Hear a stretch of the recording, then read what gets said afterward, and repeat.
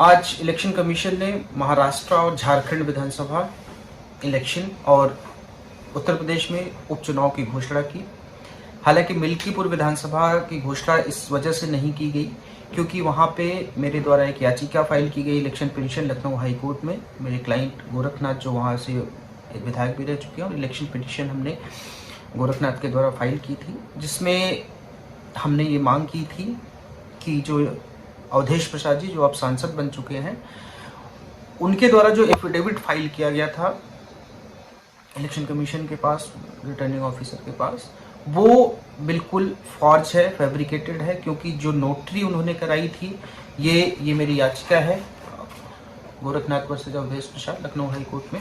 इसमें जो नोटरी कराई गई थी, जो राकेश कुमार श्रीवास्तव जो अधिवक्ता, ऐसा दिखाया गया कि इनसे नोटरी कराई गई थी, उन अधिवक्ता महोदय का जब हमने आरटीआई लगाकर पता किया तो उन अधिवक्ता महोदय की नोटरी, ये देखिए यहाँ पे अगर आप पढ़ेंगे तो उन अधिवक्ता महोदय की नोटरी एक्सपायर हो चुकी थी 2011 में, जबकि 2022 के जब चुनाव हुए थे उस इलेक्शन में इसी अधिवक्ता द्वारा नोटरी कराई गई थी। उसको हमने चैलेंज किया था, जिसमें माननीय न्यायालय ने संज्ञान लेते हुए नोटिस जारी किया था। इसमें सुनवाई चल रही है। हालांकि बीच में जब लोकसभा चुनाव हुए तो वो सांसद चुन लिए गए, और इसलिए हमने भी याचिका को बहुत ज़्यादा प्रेस नहीं किया क्योंकि ऑलरेडी वो इन्फ्लेक्चुअस हो गई थी। लेकिन चूंकि मामला पेंडिंग है, मामले में माननीय न्यायालय संज्ञान ले चुका है, इसलिए आज चुनाव का जब घोषणा हुई तो मिल्कीपुर विधानसभा में घोषणा नहीं हुई। हालांकि हम 1-2 दिन में इसमें पिटीशन को विड्रॉ करेंगे, और विड्रॉ करके उसके बाद इलेक्शन कमीशन को भी इन्फॉर्म कर देंगे।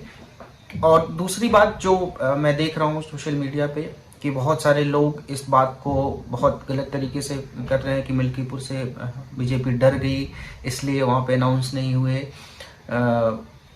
तमाम तरीके की बातें कि दिल्ली के साथ चुनाव होंगे और तमाम तरीके की बातें, तो बिल्कुल ये नहीं है। इलेक्शन कमीशन की अगर आप पीसी सुनिए तो उन्होंने बिल्कुल साफ तौर पे कहा है, और हम जल्दी ही इस पिटीशन को 1-2 दिन में जो भी समय लगेगा इसको विड्रॉ करेंगे। विड्रॉ करके उसके बाद माननीय इलेक्शन कमीशन को भी हम इन्फॉर्म कर देंगे, क्योंकि अब इस पिटीशन को प्रेस करने का भी कोई मतलब नहीं है। क्योंकि हमारी जो याचिका थी, जो हमारे प्रेयर्स थे, वो इनकी सदस्यता रद्द करने के लिए और बाबा गोरखनाथ को वहाँ से विधायक मनोनीत करने की याचिका थी।